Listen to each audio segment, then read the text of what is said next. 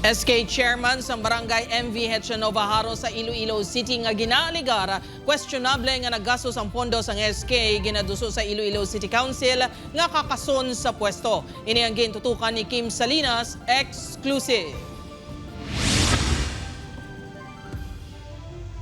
Isa ka resolusyon nga nagahingyo sa pagpahalin sa pwesto kay MV Hetchanova Haro SK Chairman Joshua Jacinto ang nabato ni Iloilo City Councilor Rex Marcos Sarabia, Chairman sa Committee on Good Governance.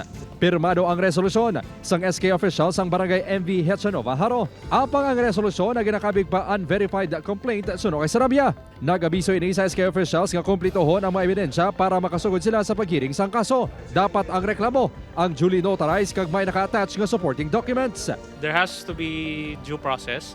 May dapat sang verified complaint, may answer. Hindi siya makakapita sa hearing. So kung hindi siya kasabat within the period, na-waive yan ng right na magsabat. Nangindulaan si Jacinto matapos ginapahayag, nag-withdraw sang 430,000 pesos nga pondo sang SK. Sa investigasyon sang DILG, isa na lang kalibo ang nabilin sa pondo nga masobra 3.7 million pesos sang SK humalin 2023.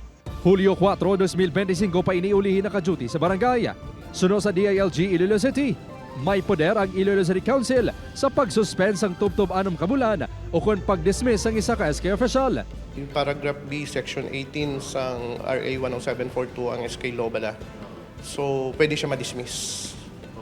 By majority vote of the sangguniang panglungsod, the accused can be dismissed from service. Wala naman sang update pa ang DILG sa 3 ka barangay nga may questionable man nga paggastos ang SK Fund. Apisar sa ilang mga issue, mahimo sa gihapon makapasar sang annual kag supplemental budget ang SK. Suno sa DILG. Pwede sila kapasar, pero i-check nila with COA kay base ba lang gin-prevent na sila ni COA mag-disburse kwarta ni SK. Upod kay Romel Porquia, Kim Salinas, 1 Western Visayas.